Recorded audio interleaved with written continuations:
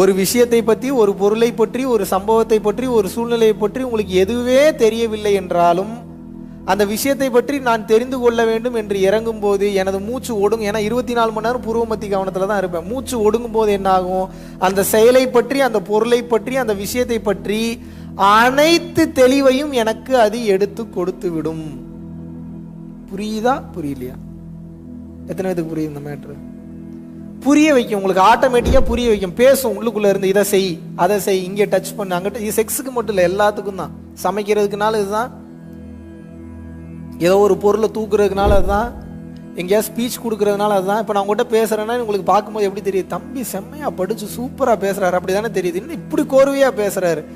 எங்கே ஆரம்பிக்கிறேன் எங்கே முடிக்கிறேனே தெரியாது. எதுவுமே தெரியலனாலும் சூன்யத்திலிருந்து நான் பேசும்போது எனக்கு பேசுவதற்குண்டான ஆற்றலையும் வார்த்தைகளையும் பிரபஞ்சமே கொடுக்கும். புரியுதா புரியலையா? உங்களை எதற்காக கற்றுக்கொள்ள சொல்கிறேன் என்றால், தயவு செய்து புரிந்து கொள்ளுங்கள். இந்த யோகத்தை உங்களுக்கு நான் கற்றுக் கொடுப்பதற்கு மாபெரும் காரணம், நீங்களாம் ஞானியாகி வீட்டெல்லாம் விட்டுட்டு எல்லாரும் முக்திக்கு ஓடி போயிருங்கன்றதுக்கு நான் சொல்லிக் கொடுக்கல. நீங்கள் நினைச்சாலும் ஓடி போக முடியாது. முதல்ல அதை புரிஞ்சுக்கணும்.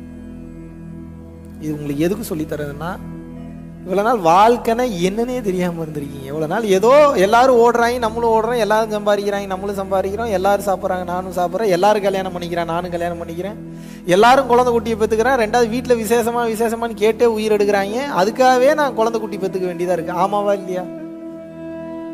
என்னைக்காவது நம்ம திருப்பி ஒரு முறை அந்த மனதை நாம் திருப்பி கேள்வி கேட்டு இருந்தோம் என்றால் அது நமது வசமாகி இருக்கும், நமது கண்ட்ரோலுக்கும் வந்திருக்கும். ஆனால் நம்ம அதை திருப்பி கேள்வி கேட்கவே கிடையாது. உங்கள் மைண்டே உங்களுக்கு பாடம் எடுக்க ஆரம்பிக்கணும். இறைவனே உங்களுக்கு பாடம் எடுப்பார். ஆரம்பத்தில் மனமே குரு, அப்புறம் soul is the guru, self is the guru. ஆத்மாவே உங்களுக்கு பாடம் சொல்லிக் கொடுக்கும். நன்றாக புரிந்து கொள்ளுங்கள். இந்த மனம் என்பது ஆரம்ப காலகட்ட நிலையில் தயவு செய்து புரிந்து கொள்ளுங்கள். கெஞ்சி கேட்டுக்கிறேன், இந்த மனசை உங்களுக்கு பாடம் எடுக்க வையுங்க.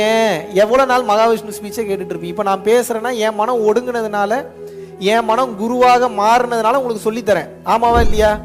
24 மணி நேரம் மகாவிஷ்ணு உங்களுக்கு சொல்லி கொடுப்பானா? சொல்லித்தரேன் நான் சொன்னாலும் பொய் சொல்கிறேன்னு அர்த்தம். என்னால் ஒரு ஃபோன் காலே பேச முடியல. ரொம்ப க்ளோஸாக இருக்கிறவங்க ஃபோன் காலே எடுக்க மாட்டேன். ஏன்னா ஃபோனை பார்த்தாவே பிடிக்க மாட்டேன். 24 மணி நேரம் சைலண்டில் தான் இருக்குது. நான் ஃபோன் எடுத்தாவே அதிசயம். இது என்னன்னா, நான் பிஸியாக இருக்குன்னு அர்த்தம் கிடையாது. நான் சும்மா இருக்கிறதுக்கு எனக்கு பிடிச்சிருக்குது. சும்மா இருக்கிறதுனா வேலை வெட்டியே செய்யாமல் சும்மா இருக்கிறது கிடையாது. இந்த நேரத்தில் உங்களுக்கு என்ன பணி கொடுக்கப்பட்டிருக்கிறதோ அந்த பணியை மட்டும் செய்துவிட்டு வேற எதை பற்றி திங்க் பண்ணாமல் இருக்கிறது தான் சும்மா இருக்கிறது. காரணம் என்னன்னா, இப்போ இந்த நேரத்துக்கு எனக்கு பேசுறது தான் வேலைன்னா நான் பேசுறதுல தான் 100% ஃபோக்கஸோடு இருக்க வேண்டும். அப்போ தான் என் வார்த்தை கிளியராக வரும், என் ஸ்பீச் கிளியராக வரும். அதை பார்த்து நீங்கள் தெளிவீங்க. நான் ஸ்பீச் கொடுத்துட்டு இருக்கும் போதே நாளைக்கு எங்கே கிளாஸ், சிங்கப்பூருக்கு அடுத்து கிளாஸ் போட்டிருக்கோமே, அங்கே ஆளுங்க வருவாங்களா, கூட்டம் வருமானு யோசிச்சுட்டு இருந்தேன் அப்படின்னா இந்த கிளாஸ் என்னால் உருப்படியாக பண்ண முடியாது. சிங்கப்பூர் ப்ரோக்ராம் நாளைக்கேவும் வராது. புரியுதா நான் சொல்றது? உங்களுக்கு பிரச்சனை என்னன்னா, ஒரு வருஷத்துக்கு அப்புறம் நடக்க போறதுக்குலாம் இன்னைக்கு உட்காந்து பிளான் போட்டுட்டு இருக்கீங்க. தொலைநோக்கு பார்வையான் கேட்டா, you are not a doer, நீங்கள் செய்பவன் அல்ல. உங்களை வைத்து அதுதான் செய்து கொண்டிருக்கிறது. அதை முதல்ல புரிஞ்சுக்க. நீங்கள் செஞ்சுட்டு இருக்கீங்கன்னு எனக்கு எல்லாமே அதுதான் பக்காவாக ஸ்கெட்ச் போட்டு கால்குலேஷன் போட்டு இந்த நேரத்தில் இது நிகழ வேண்டும், இந்த நேரத்தில் இது நிகழ வேண்டும், இந்த நேரத்தில் இது நிகழ வேண்டும் என்று கரெக்டாக நடந்துக்கிட்டு இருக்கு. அதாவது மனுஷன் இறைவன் அடையிறதுக்காக தான் பிறந்திருக்கான். புரிஞ்சுக்கணும். போன ஜென்மத்தில் அதுக்கு தான் பிறந்தீங்க, அதுக்கு முந்தின ஜென்மத்தில் அதுக்காக தான் பிறந்தீங்க. மனுஷனாகவும் பிறந்திருக்கலாம், வேற உயிரினங்களாக கூட பிறந்திருக்கலாம். கொஞ்சம் கொஞ்சமாக உங்களுடைய ஆன்மா எவல்யூஷன் ஆகி பரிணாம வளர்ச்சி அடைஞ்சு இந்த மனித பிறவி இன்னைக்கு எடுத்திருக்கீங்க. நல்லா கவனிக்கணும். மனித பிறவி எடுத்திருக்கீங்க. இந்த ஜென்மத்திலையும் நான் முக்திக்கு போறதுக்கு உண்டான வேலையை நான் செய்யவில்லை என்றால் மறுபடியும் அடுத்தடுத்த பிறவி என்பது உண்டு. சரி, முக்திக்கு போகணுன்றதான் தெரிஞ்சிருச்சு. கான்செப்ட் இதில் கிளியரா இருக்குல்ல? பிறப்பு மற்றும் இறப்பற்ற நிலை அல்லது பிறவி இல்லா பெருவாழ்வு எப்படி வேணாலும் வச்சுக்கலாம். மறுபிறவி இல்லாத நிலை, ரீஇன்கார்னேஷன் இல்லாத நிலை, பேர் எப்படி வேணாலும் வச்சுக்கோங்க. இப்போ அந்த நிலையை அடைகிறதுக்கு என்ன பண்ணணும்? வாழணும். முக்தி அடையணும்னு தெரிஞ்சு போச்சு. முக்தி அடைகிறதுக்கு எப்படி இருக்கணும்? பற்றற்ற தன்மையில் வாழ வேண்டும். பற்றற்ற தன்மைனா வேலை வெட்டியே செய்யாமல், ஒரு பொண்ணை பார்த்தா ரசிக்காமல், ஒரு பையனை பார்த்தா ரசிக்காமல், உடல் இன்பத்தை அனுபவிக்காமல் இருக்கிறது, அதுக்கு பேர் இல்லை பற்றற்ற தன்மை.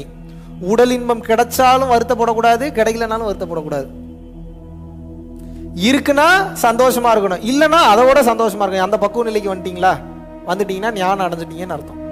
பரம்பொருள் அறக்கட்டளையின் சார்பாக ஏகப்பட்ட இடங்களுக்கு இடர்பாடுகளில் இருந்த காலகட்டத்திலும் கூட ஒரு நாள் கூட விடாமல் இன்று வரைக்கும் 300 500 நபர்கள் வரைக்கும் தமிழ்நாடு முழுவதும் இருக்கக்கூடிய பகுதியில் அன்னதான பணிகள் வந்து நடந்து கொண்டே இருக்கிறது. மலேசியா மற்றும் சிங்கப்பூரில் வந்து நடந்து கொண்டிருக்கிறது. இன்று வரை எந்தவித தொய்வும் இல்லாமல் மேல் நோக்கி சென்று கொண்டிருக்கக்கூடிய இந்த பரம்பொருள் அறக்கட்டளையினுடைய வெற்றிக்கு காரணம் வந்து பாத்தீங்கன்னா பரம்பொருள் அறக்கட்டளையை பின்பற்றக்கூடிய பரம்பொருள் யோகிகள் மற்றும் பரம்பொருள் குடும்பத்தாராகிய நீங்கள் மட்டும்தான். யூடியூப்ல காட்டாத பல விஷயங்கள் வந்து தமிழகம் எங்கும் வந்து செஞ்சுக்கிட்டு இருக்கோம். இந்தியாவெங்கும் இருக்கக்கூடிய பல மக்களுக்கு இதை கொண்டு போய் சேர்க்கக்கூடிய காரணத்தினால் சென்று கொண்டிருக்கக்கூடிய இந்த பாதைக்கு வலு சேர்க்கும் வகையில் என்னுடன் இணைந்து எனது கரங்களுக்கு வலு சேர்ப்பது என்பது இந்த ஞான பயணத்தில் மாபெரும் ஒரு மாற்றமாக அமையும் என்பதில் எந்தவித ஒரு மாற்று கருத்துமே இல்லை.